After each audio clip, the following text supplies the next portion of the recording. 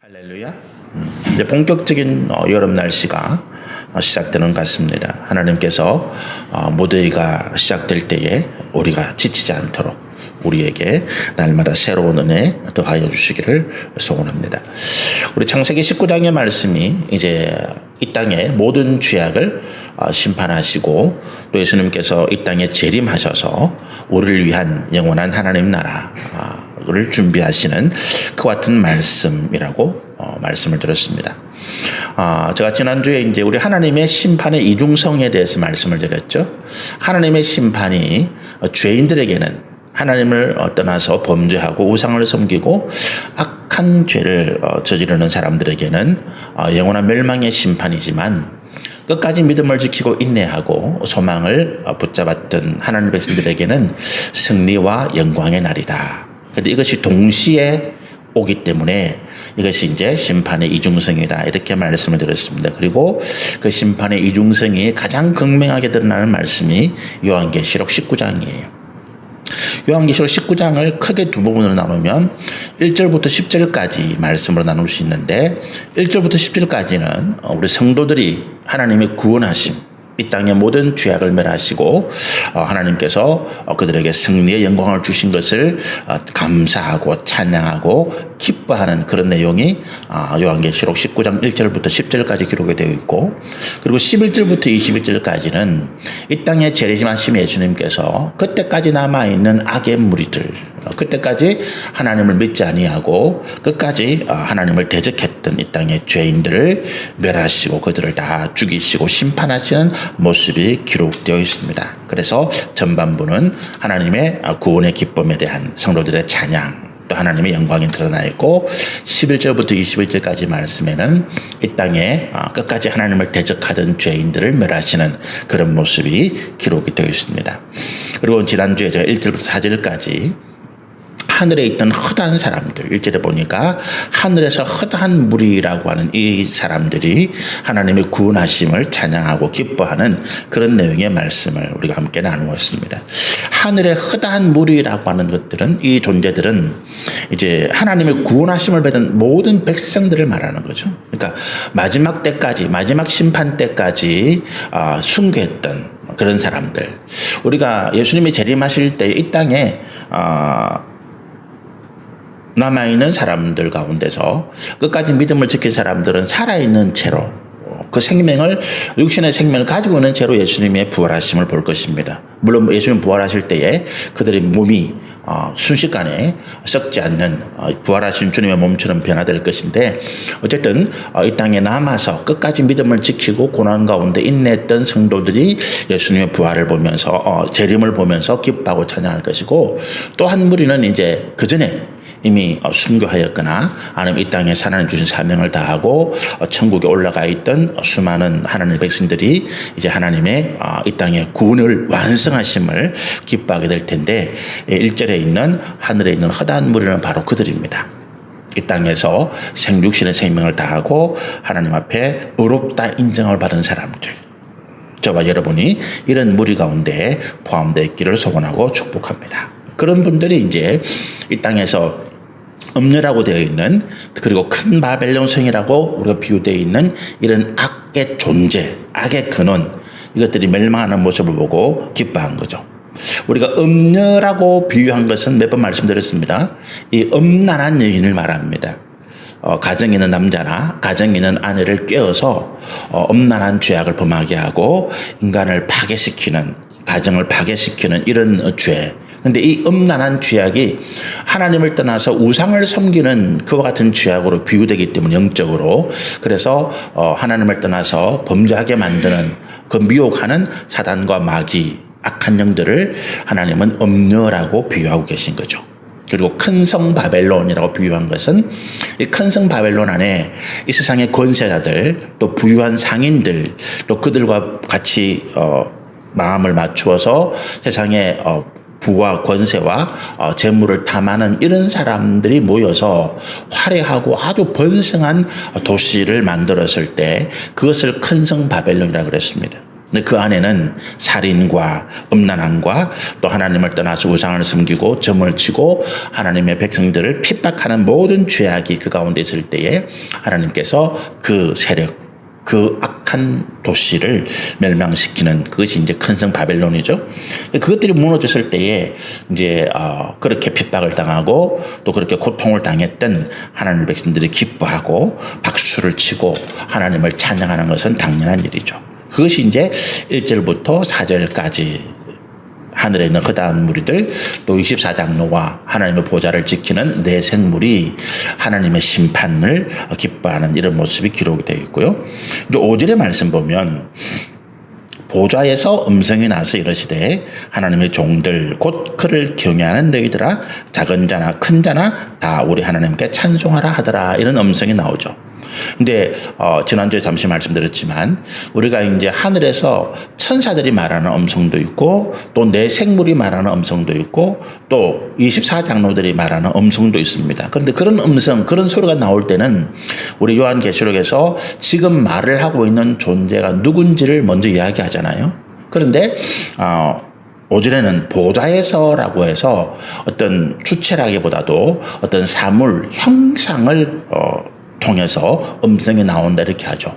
그거는 이제 우리가 구약 시대에 하나님, 우리 삼위일체 하나님 가운데 성부 하나님을 표현하는 묘사하는 그 단어 우리가 YHWH라고 하는 거룩한 네 문자를 이야기할 때 이스라엘 백성들이 그 이름을 부르기를 꺼려했죠. 두려워했습니다. 그래서 하나님이라는 직접적인 표현을 쓰지 아니하고 거룩하시니 아니면 전능하시니 또는 이제 보좌, 하늘에 있는 보좌, 하나님이 앉으시는 보좌죠.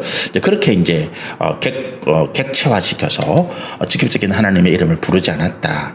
그런 관습이 요한계시록에 이 사도 요한이 그렇게 나타나고 있다. 그래서 5절에 보면 보좌에서 나는 음성은 하나님께서 직접 이 땅에 말씀하시는 그런 음성이다라고 하는 것을 이해를 하시면 되겠고 그 음성이 뭐라고 이야기합니까? 하나님의 종들 곧 그를 경외하는 자.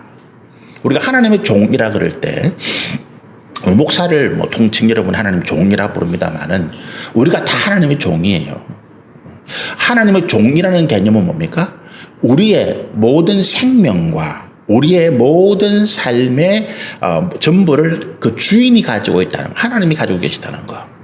그래서 그 종은 그 주인의 명령대로 그 주인이 시키는 대로 행하고 그리고 그 종이 이를 통해서 이루어진 모든 것들도 주인이 받는 거죠. 그게 종입니다. 옛날에 노예가 있을 때에 그 노예 종은 그 전부 그 인생이 주인의 것이잖아요. 주인의 일종의 재산입니다. 옛날 노예 시대에.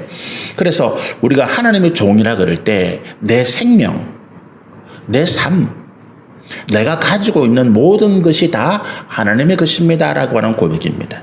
그런데 우리가 종이라고 고백하면서 이 종을 굉장히 높은 신분처럼 말하는 분들이 계세요. 하나님, 목사를 하나님의 종 그러고 일반 성도들이 우리가 하나님의 종입니다 그러면 굉장히 목사님들이 기분 나빠하는 그런 분들도 계세요. 우리가 하나님의 종인데 너가 하나님의 종이야? 종은 가장 낮은 신분인데 이것이 오히려 거꾸로 돼가지고 무슨 하나님부터 특권을 받은 종인 것처럼 그렇게 이야기를 하는데 그건 굉장히 잘못된 것이죠. 예수님이 하나님의 아들로서 이 땅에 오셨지만 우리를 섬기는 자로 종으로 오셨다라고 하잖아요. 그래서 예수님은 한 번도 이 땅에서 자기를 위해서 하나님의 권세, 능력을 사용한 적이 없습니다. 왜? 종은 예수님이 종으로 오셨기 때문에 종은 철저하게 주인의 뜻에 따른다라고 하는 것입니다. 그래서 이 땅에 오신 예수님은 하나님의 어린 양으로서 이 땅의 모든 죄인들의 생명을 대속하기 위해서 오셨기 때문에 철저하게 섬기는 일로 오셨습니다. 그리고 오늘 주님의 제자들 우리 그리스도인들에게도 너희가 섬기는 자가 되라라고 하는 거죠. 그것을 가장 극명하게 우리 가운데 보이신 모습이 뭐냐 하면 예수님이 이 땅에서 마지막 식사를 제자들과 하실 때에 식사하는 중에 일어나셔서 물을 떠와가지고 제자들의 발을 직접 씻기잖아요.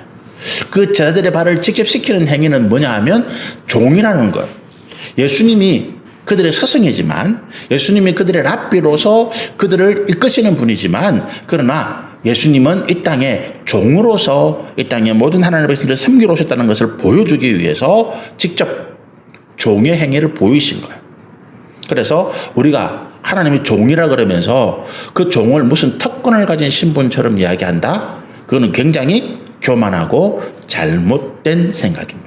그리고 오늘 하나님의 종이라고 할 때 오제로 오면 뭐라고 표현하고 있습니까? 하나님을 경외하는 사람들. 우리가 무슨 목사라고 해서 하나님의 종이 아니고 성도로 해서 하나님의 종이 아니고 정말로 우리 삶 속에서 하나님을 두려워함으로 섬기는 사람. 경외, 경자는 공경하다 이 뜻이잖아요. 외자는 두려움이다. 두려워하다는 뜻입니다. 그래서 경외라고 하는 것은 하나님을 공경하되 하나님을 섬기되 하나님을 두려움으로 섬기는 그 말 가운데는 무슨 의미가 있습니까? 우리가 하나님의 말씀대로 하나님의 명령대로 거기에 충성하지 못하고 하나님께서 원하시는 일을 감당하지 못했을 때 우리 가운데 그 주인이신 하나님의 진노와 책망과 처벌이 우리 가운데 있다라고 하는 거예요. 그걸 또 보여주신 말씀이 우리가 달란트 비유잖아요. 한 달란트 받은 사람이 그 한 달란트를 그대로 그 주인에게 돌려줬습니다. 그런데 그 주인이 굉장히 화를 내죠. 왜? 네가 이것을 쓰라고 줬는데 사용하라고 줬는데 네가 왜 이것을 사용하지 아니하고 감추어 놓았다가 땅에 묻어 놓았다가 도로 가져갔느냐는 거예요. 손해를 보고 이익을 보는 것은 중요한 것이 아니라는 거예요. 우리가 일을 하다 보면 일이 잘못될 수도 있고 일이 잘 될 때도 있습니다. 그렇잖아요. 우리가 항상 일이 잘 된다? 그거는 거짓말이에요. 우리가 아무리 기도를 많이 하고 우리가 아무리 하나님을 잘 믿어도 우리 삶에 잘 되고 못 되는 일들이 그 대에 쏘고 있습니다. 그 이유는 뭐냐 하면 우리를 교만하지 않게 하시는 하나님의 뜻이에요. 내가 너무 잘 돼서 내가 모든 일이 너무 잘 되어서 교만하여서 하나님을 모른다. 이제 하나님 필요 없어. 내가 잘 되니까 내가 하나님 기도할 필요도 없고 예배드릴 필요도 없고 내가 하나님을 섬길 필요도 없어 라고 말할까 봐 하나님께서 우리에게 고난도 겸하여 주시는 거예요. 그래서 고난을 당할 때 우리 겸손해지는 것이죠. 그런데 우리가 말씀드린 것처럼 하나님의 종이라고 이야기할 때 이 한 달란트 받은 종이 그 주인의 뜻대로 그걸 써야 되는 거예요. 우리에게 재물을 주셨다? 그럼 그 재물을 주의 뜻대로 사용한다는 거죠. 하나님 내게 건강을 주셨다? 그럼 그 건강을 가지고 내가 악한 정욕으로 사용하지 아니하고 이 건강한 몸을 가지고 내가 주를 위하여 봉사하고 섬긴다는 거예요. 하나님 내게 지혜를 주셨다? 그럼 내가 그 지혜를 가지고 주의 선한 뜻대로 쓴다라고 하는 거예요. 그런데 그렇게 할 때 잘 되고 안 되는 일들이 있더라는 거예요. 내가 아무리 주의 선한 일들을 한다고 해도 악한 사단 마귀의 해방이 있고 또 내가 교만할 때 하나님께서 나를 꺾으시는 하나님의 어떤 징계도 있기 때문에 그렇더라는 거예요. 그렇다 하더라도 우리는 실패를 두려워할 필요 없고 내가 망하거나 내가 모든 일에 내 원하는 뜻대로 이루어지지 않아서 하나님 부끄럽습니다. 이렇게 말할 필요가 없다는 거예요. 왜? 나는 주의 선한 뜻을 따라서 하나님을 쓰라고 했기 때문에 사용했다는 거예요. 일했다라고 하는 거예요. 하나님 보시기에 그게 가장 중요하다는 것입니다. 지금 네가 내 뜻대로 내 명령대로 하나님께서 말씀하신 대로 네가 하고 있느냐라고 하는 것입니다. 선과 공의를 나타내고 있느냐? 그럼 그걸로 충분한 거예요. 그 결과 우리가 망했다. 내가 정말로 기도하고 열심으로 악한 일을 향하지 않고 땀 흘려 수고했는데 망했다. 그래도 우리는 슬퍼하거나 분노할 필요가 없다는 것입니다. 왜? 하나님께서 그것을 기쁘게 받으신다는 거예요. 내가 잘 됐다? 교만할 필요가 없다는 것입니다. 오히려 교만하다가 망한다는 것입니다. 그래서 우리가 하나님을 경외함으로 섬기는 자들을 하나님의 종이다라고 하는 것입니다. 두려워할 줄 알아야 된다는 거예요. 하나님 내게 은혜 주시니까 하나님을 너무 몰랑몰랑하게 봐서는 안 돼요. 하나님 내 하나님을 잘 되게 하셔. 하나님 내 편이야? 전만의 말씀. 그러다가 한 방에 훅 가는 거예요. 내 교만함 하나님께서 무릇뜨리시는 것입니다. 그것이 경외함으로 섬긴다.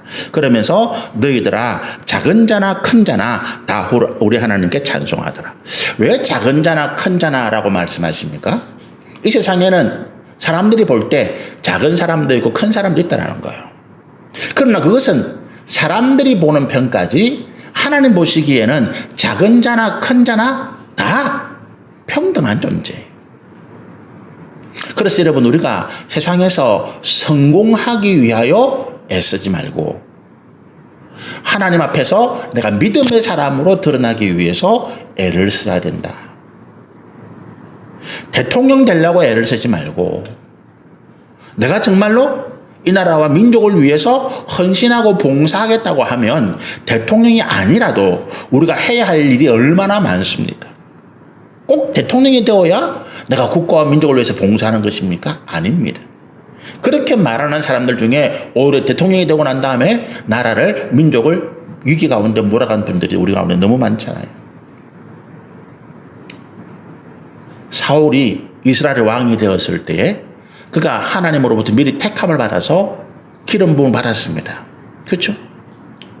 미리 그는 하나님의 왕으로 택함 받은 사람이에요, 사울이. 근데 이걸 공정하게 하기 위해서, 공평하게 하기 위해서 하나님이 이스라엘 모든 지파들을 모읍니다. 그리고 각 가족별대로 대표를 한 사람씩 나오게 해가지고 이 제비를 뽑아요.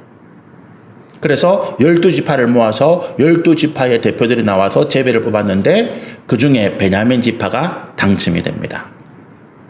베냐민 지파에 이제 각 가족 대표별로 이제 시족이니까 각 가족 대표별로 나와서 제비를 뽑았는데 거기에 기스라고 하는 사람이 당첨이 됩니다.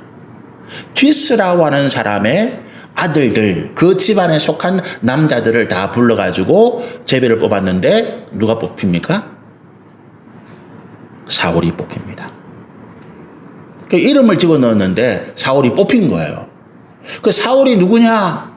야, 사울이라는 사람이 어디 있지? 이 사울이 지금 공정하게 일종의 선거죠? 투표를 통해서, 제비뽑기를 통해서 이스라엘의 왕이라고 뽑혔는데 누구냐 하고 찾아보니까 사울이라는 사람이 나서지를 않습니다. 사람들이 찾아보니까 사울이 한 구석에 숨어 있는 거예요. 자기는 이스라엘의 왕이 될 만한 제목이 아닙니다.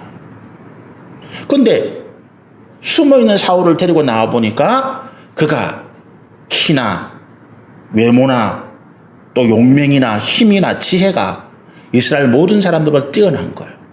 그래서 모든 사람들이 감탄을 하는 것입니다. 와, 정말로 하나님이 택한 사람은 다르구나. 여러분, 하나님께서 예비하신 사람은 그렇습니다. 내가 뭐 잘났다, 내가 뛰어나다, 내가 이런 사람이다 자랑하지 아니해도 그가 가장 낮은 곳에서, 사람들이 주목하지 않는 곳에서 묵묵하게 일을 한다고 할 때, 그래서 그냥 그런저런 인생으로 끝이 날 수도 있습니다. 그러나 하나님은 그를 택하실 때 뭡니까? 사람들 가운데 가장 뛰어난 존재로 그를 세우시고 칭찬하시더라. 그래서 작은 자나 큰 자나, 너희가 보기에 작은 자는 부끄럽다, 큰 자는 잘났다 자랑하지만 그 모두가 할 일은 뭡니까? 믿음으로 살다가 하나님을 만날 때, 은혜를 만날 때 찬양하고 감사하는 일이다. 그래서 작은 자나 큰 자나 너희가 모두 다 하나님을 찬양하라. 하나님의 구원과 하나님의 은혜를 찬양하라. 그렇게 말씀하는 것입니다. 6절에 보니까 또 내가 들으니 허다한 무리의 음성과도 같고 많은 물소리와도 같고 우레소리와도 같은 소리가 이르되 할렐루야, 우리 하나님 곧 전능하신 이가 통치하시도다. 지금 5절의 말씀은 하늘에 있는, 이미 구원받아서 하늘에서 육신의 삶을 다하고 천국에 있는 성도들을 향해서 하는 이야기는 아니죠. 그죠? 이 땅에 남아있는 주의 백성들을 향해서 하는 말씀입니다. 지금 우리에게 하시는 말씀이에요. 그런데 그들이 하나님의 명령에 따라서 하나님을 찬양하는데 이 사도 요한이 듣기에 허다한 무리의 음성, 막 웅성웅성 하는 것 같고, 또 어떤 때는 물소리, 와, 뭐 이런 소리가 들리고, 하늘에서 천둥같이 와, 이런 소리가 들리더라라는 거예요. 이게 명확하지 않은 소리입니다. 여러분, 지금 우리가 1절이나 또는 1절에 있는 하늘에 있는 허다한 성도들이나 아니면 24장로나 천사들의 소리는 뚜렷하게 들려요. 그런데 왜 이 땅에 있는 이 하나님의 백성들, 하나님의 종들의 이 찬양이 명확하게 들리지 않고 뭐 왕왕 우 이런 소리가 들릴까요? 라고 하는 거죠. 왜 이렇게 표현했을까라고 하는 것입니다. 그 이유는 다른 게 아니죠. 이 땅에 하나님 믿는 백성들은 그 종족, 그 민족, 나라, 백성들이 다 다릅니다. 그리고 그들이 모국을 다 달라요. 여기에 예를 들어서 뭐 미국, 일본, 뭐 영국, 중국, 뭐 남미, 아프리카, 중동 뭐 이런 사람들이 모여서 각자 자기 말로 우리 찬송가 있는 통일된 찬송가를 찬양한다 칩시다. 곡조는 똑같은데 가사가 다르기 때문에 와와와와 무슨 소리인지 모르게 막 그러나 그 곡조는 하나님을 찬양하는 곡이죠. 그런 겁니다. 그래서 이 땅에 있는 모든 성도들이 하나님을 찬양하는데 우리 귀에 들리기에는 이게 뭔 소리야 웅성웅성 왕왕왕왕 뭐 여기저기서 막 소리 지르니까 그러나 그 소리는 우리가 하나님을 찬양하는 우리 각자의 삶에서 하나님을 높이는 찬양의 소리더라라고 하는 것입니다. 그러므로 우리는 우리의 목소리를 높여서 하나님을 찬양하고 우리 삶에 주신 하나님의 구원의 큰 은혜를 높여야 될 줄로 믿습니다. 그래서 그 내용이 뭐라고요? 찬양 내용이 할렐루야 주 우리 하나님 곧 전능하시니가 통치하시도다. 여러분 이게 이제 뭐냐 하면 왜 이걸 찬양하느냐 하나님이 직접 통치하시는 건데 우리가 지금 역사 가운데서 특히 이제 에스더 같은 구약 성경을 보면 에스더 말씀 가운데서는 하나님이라는 단어가 한 번 나오지 않습니다. 하나님이 우리의 기도를 들어주셨다. 아니면 지금 우리가 하나님께 기도하고 있다. 이런 이야기는 하나님이라는 단어는 한 번도 안 나와요. 왜냐하면 그 당시 에스더를 기록할 당시 그들이 살고 있는 세상은 바벨론이기 때문에 그렇습니다. 그렇잖아요. 아수에로 왕이 이제 바사의 왕이 하나님 믿지 않는 존재입니다. 자기를 왕이라고 높이는 존재들이에요. 신이라고 높이는 존재예요. 거기서 이제 뭐 하나님을 높이자, 찬양하자, 기도하자. 특히 이제 궁중의 고위 관리가 되고 이런 사람들이 그건 곤란한 거죠. 그래서 에스더를 기록할 때 하나님께서 거기에 하나님이라는 단어를 쓰지 않습니다. 그런데 우리가 에스더의 말씀을 보면 거기에 에스더가 왕비가 되는 과정들 또 그 이후에 하만이라고 하는 악한 자가 히브리 민족, 유다 민족을 죽이기 위해서 계획을 짜고 그 계획이 틀어지고 오히려 하만이 멸망하고 이스라엘 백성들이 구원받는 그 모든 과정들을 살펴보면 인간의 힘으로는 할 수 없는 우리가 흔히 말하는 보이지 않는 손길이 도우고 역사하고 있다는 것을 우리가 알 수 있는 거죠. 모르드기가 무슨 힘이 있어가지고 그걸 바꾸겠습니까? 그리고 아수에로 왕이 자기 마음에 안 들면 왕비도 얼마든지 바꾸고 하는데 에스더가 뭐 짜다라 이쁘다고 그 여인의 말을 듣고 자기가 가장 총애하는 대신 하만을 죽이고 자기가 이미 내렸던 명령을 취소하는 그 왕으로서 부끄러운 일이거든요. 이미 내렸던 명령을 취소하는 것은 내가 그 전에 잘못 판단했다라고 하는 왕의 어리석음, 왕의 무능함을 드러내는 거잖아요.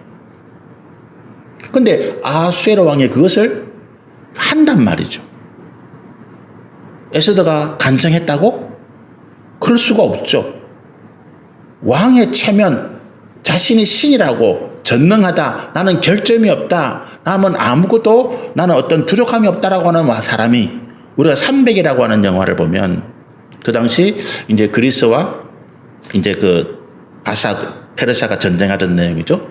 거기 보면 그 바사의 왕으로 나오는 사람이 있습니다. 그 사람이 온몸에 보석을 장신구를 두르고 나는 관대하다라고 하면서 마치 신인 것처럼 나와요. 근데 그런 사람이 자기의 실수, 내가 지난번에 내린 명령이 잘못됐어. 그걸 취소하고 이번에 그걸 뒤집어. 그런 말을 할 수가 없습니다. 공개적으로 했다는 것은 거기에 그 왕, 신이라고 일컫는 왕의 마음을 변화시키는 하나님의 손길이 엄밀하게 작용한다는 거예요. 지금 역사는 우리가 하나님의 선하신 그 공의가 눈에 보이지 않는 섭리로 역사되고 있습니다. 그래서 우리 눈에는 어떻습니까? 악이 더 흥황하고 악한 자들이 더 성공하는 것 같이 보입니다.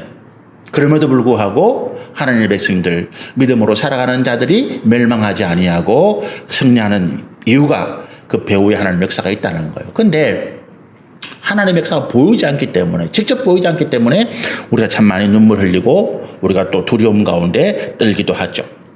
그런데 우리 6절의 말씀 보면 전능하신 하나님께서 직접 우리를 통치하신다는 거예요. 이제 그런 악한 자들이 권세를 잡고 믿는 자들, 연약한 이들, 그들을 핍박하고 고통 가운데 몰아가는 일이 없어진다는 거예요. 하나님의 선하심이 그들을 심판하고 악이 그 모양이라도 싹이라도 올라오면 즉시 제거해버린다는 거예요. 그래서 다시는 약한 자들이, 다시는 믿음의 백성들이 고통하는 일이 없기 때문에 감사하고 찬양하는 그 내용이죠. 7절에 보니까 우리가 즐거워하고 크게 기뻐하며 그에게 영광을 돌리세. 그는 누굽니까? 하나님입니다. 그러면서 어린 양의 혼인기약이 이르렀고 그의 아내가 자신을 준비했다라고 하는 거예요. 여기서 이제 말하는 어린 양의 혼인기약이 이르렀고 그의 아내가 자신을 준비했다라고 하는 것은, 여기서 어린 양은 예수님이죠. 그의 아내는 누굽니까? 우리 성도들 말이에요. 성도들입니다. 그렇죠? 우리 성도들이 예수님의 신부로 준비가 되었다라고 하는 것입니다. 혼인기약이 이르러서 준비가 되었다. 이게 무슨 말인가 하면, 우리가 그 유대인들의 혼례 풍속, 결혼 풍속을 보면 이제 이 말씀이 어떤 의미인지 우리 이해를 하게 되는데, 유대인들이 이제 혼례를 할 때 세 가지 단계를 거쳐요. 첫 번째는 뭐냐면 약혼이라고 하는 단계를 거칩니다. 예수님의 모친인, 육신의 모친인 마리아가 요셉과 정혼했다라고 하잖아요. 그게 이제 약혼입니다. 정혼인데, 그 당시에는 이제 결혼은 안 해요. 그래서 부부로서의 함께 사는 것이 아니고 각자 자기 집에서 1년 정도 약혼 기간을 두면서 결혼을 준비합니다. 그 1년 동안에 신랑은 그들이 새로운 신혼부부가 살 집을 준비하고, 또 신부는 신랑을 기다리면서 정숙하고 믿음으로 자신을 갖고 나가는 이제 그런 일들을 약혼 기간 동안에 해요. 그리고 1년이 지나가면 이제 혼인 잔치가 됩니다. 이제 신랑이 한밤중에 언젠지 모르지만 신랑 친구들과 함께 야밤에 갑자기 들어와요. 그래서 열처녀 비유가 거기 있죠. 신랑이 언제 올지 모르는데 지혜로운 열처녀는 예비로 등불을 준비하고, 어리석은 열처녀는 기름을 예비하지 않았기 때문에 신랑이 왔다 하니까 등불이 꺼져서 마저 못 나가는 그런 말씀이죠. 그런데 그렇게 해서 신랑이 오게 되면 그 신부의 집에서 7일 동안 혼인 잔치를 합니다. 7일 동안 온 마을, 온 주민들을 초대해서 잔치를 해요. 그 요한복음 2장에 있는 가나 혼인 잔치에서 포도주가 떨어졌다. 7일 동안 잔치를 하니까 음식을 준비한 게 떨어지기도 하고 그런 상황이 벌어지는 거죠. 그리고 이제 7일이 지나고 나면 이제 신랑이 신부를 데리고 자기가 예비한 집으로 돌아가게 됩니다. 이것이 이제 유대인들의 혼인 풍속인데, 우리가 어떻게 이해를 할 수 있습니까? 이제 정혼을 했다, 약혼을 했다라고 할 때 우리가 하나님의 말씀, 하나님의 구원의 약속의 말씀을 믿어서 예수님께서 이 땅에 우리를 온전히 구원하시기를 기다리잖아요. 그죠? 나는 구원받았는데 목사님 또 뭐 구원을 기다립니까? 제가 거듭 말씀드리지만, 예수님의 십자가 대속의 은혜라고 하는 것은, 예수님의 십자가 대속의 사건이라고 하는 것은 우리를 구원하시기 위한 하나님의 약속의 시작이에요. 쉽게 얘기하면 우리가 십자가 대속의 은혜를, 우리가 예수님의 십자가 구원의 은혜를 믿어서 내가 구원받았다고 할 때, 이제 나는 예수님과 언약을 맺어서, 결혼의 약속을 믿어서 예수님이 이 땅에 다시 오실 때까지 내가 믿음을 지키고 내가 정결한 신부로서 내 자신을 가꾸겠습니다라고 하는 약속인 거예요. 그게 이 땅에서 믿음으로 살아가는 우리의 삶의 모습입니다. 그리고 신랑과 약속했던 우리가 그 믿음의 일들을 감당해 나가는 거죠.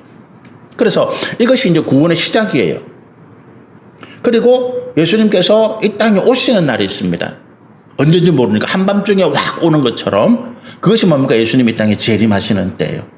예수님의 재림의 날은 아무도 모르기 때문에 도적같이 온다, 한밤중에. 그 표현이에요. 도둑이 아니라 신랑이 한밤중에 갑자기 닥치듯이 우리가 전혀 준비하지 못하고, 때로는 졸기도 하고, 때로는 오늘 안 오는가 봐, 이렇게 방심하고 있을 때 갑자기 닥친다는 거예요. 그래서 준비되지 않은 자들은 슬피 우는 그런 모습이 일어나는 거죠. 그게 이제 우리가 신랑을 만나는, 그래서 혼인잔치를 맺는 것입니다. 그리고 7일 동안 이 땅에서 이제 그 신부집에서 우리가 혼인잔치를 하는 것은 뭐에 의미됩니까? 천연왕국이에요. 19장의 말씀에 이제 끝에 예수님이 재림하시고 난 다음에 20장이 바로 천연왕국이 연결됩니다.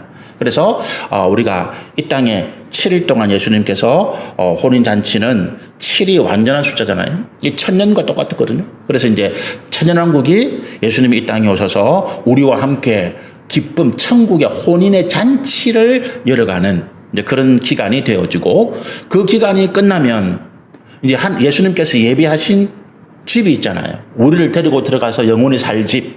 그게 우리가 새 예루살렘.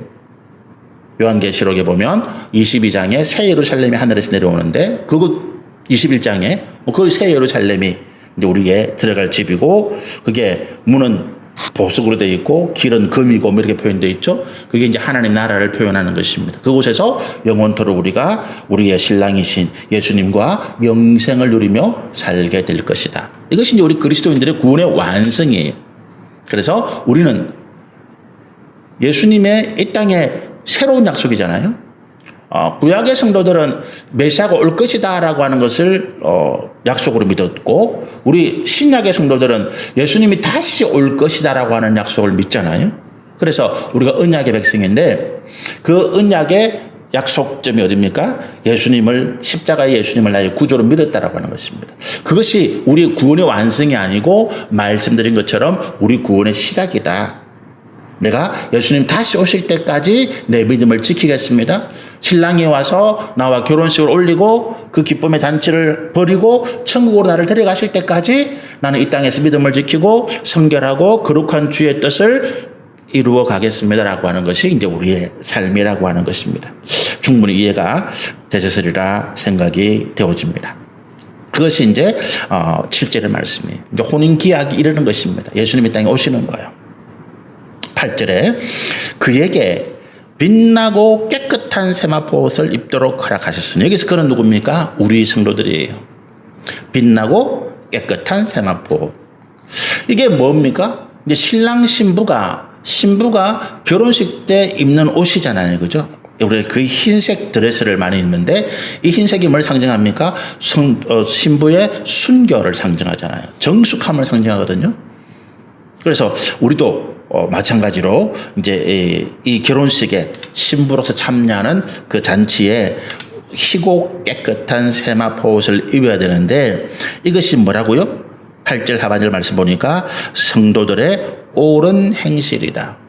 옳다고 하는 것은 선하다는 개념이고, 하나님 보시기에 선하시다고 하는 것은 하나님의 진리의 말씀에 순종하는 것이고, 하나님께서 우리에게 지키라고 하신 공의와 선함과 사랑과 화평과 또 우리가 이 땅의 평안을 우리 삶에서 지켜나가는 거잖아요. 우리가 믿음으로 살아가는 삶의 모습이 우리의 옳은 행실이다, 옳다라고 하는 거예요. 열매를 보아서 나무를 난다. 예수님 이런 말씀하시죠? 감나무인데 감이 안 열리면 이거는 감나무로서 가치가 없는 거예요. 우리가 그 사순절날 그 고난주간에 말씀을 묵상하면서 이 예수님께서 예루살렘 성에 들어오신 그 다음 날 아침에 예루살렘 성으로 가시다가 아침에 시장하셔서 무화과 나무를 발견하고 거기에서 무화과를 찾았는데 열매가 없더라. 그래서 그 열매를 저주하니까 시들었다, 죽었다. 무화과 나무인데 하나님이 그 열매를 찾을 때 열매가 없습니다. 그럼 무화과 나무가 아니에요. 이해가 되십니까? 우리가 하나님의 거룩한 백성이라고 이야기할 때 우리는 거룩한 백성이라고 이야기를 하는데, 하나님 보실 때에 거룩한 모습이 없다. 그럼 거룩한 백성이 아니라고 하는 것입니다. 지난주에 제가 잠시 말씀드렸죠.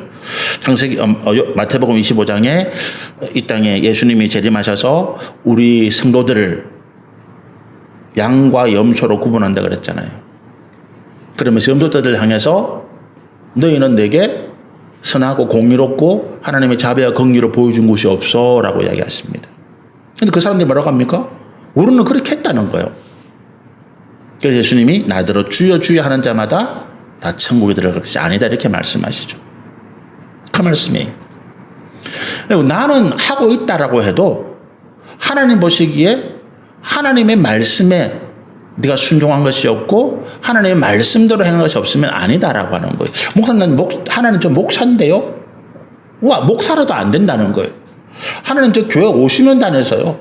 50년 다녀도 안 된다는 것입니다. 우스갯소리가 있는데 어떤 성도가 천국에 갔습니다.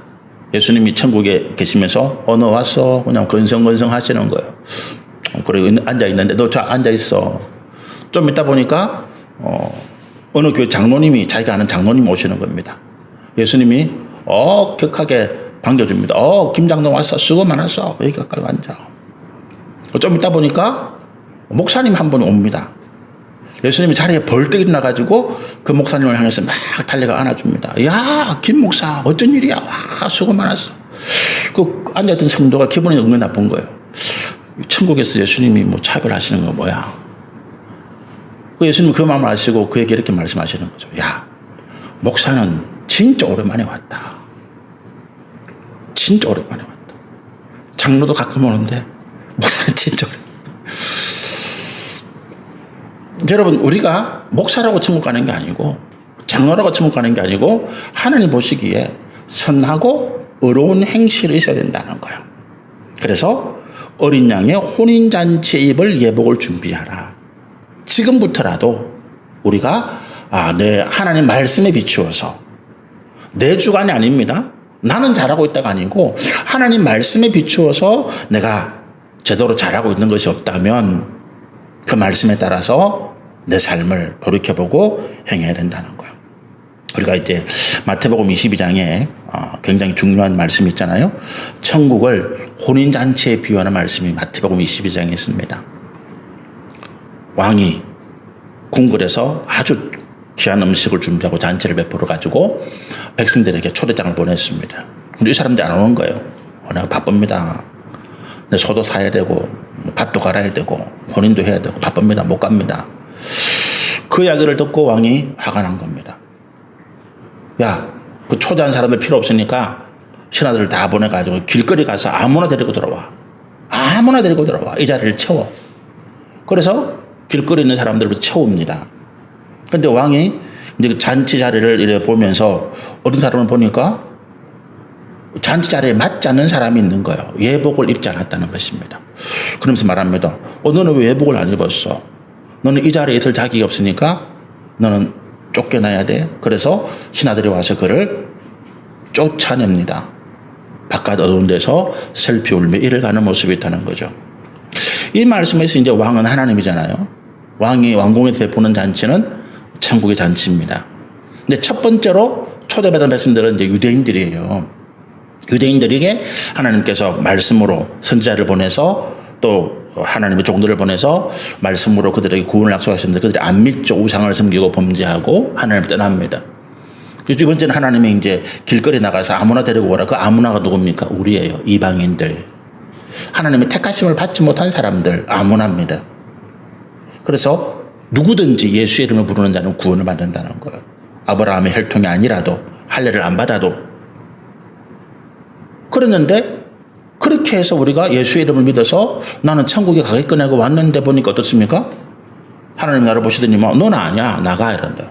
왜요? 불러서 왔는데 나 불러서 왔잖아요. 아니야. 너 예복이 없어. 너는 내가 원하는 옳은 행실 선한 열매가 없어. 그 이야기예요. 우리가 고린도서 3장에 보면 또 이런 말씀이 하나 있습니다. 고린도서 3장에 보면 사도 바울이 우리 그리스도인들의 삶을 이렇게 이야기합니다. 누구든지 그리스도의 터 위에 예수를 믿은 다음에 그 터 위에 그 믿음의 고백 위에 각자가 건물을 짓는다. 그런데 어떤 사람은 금이나 은이나 보석으로 짓고 어떤 사람은 나무나 풀이나 짚으로 짓는다는 거예요.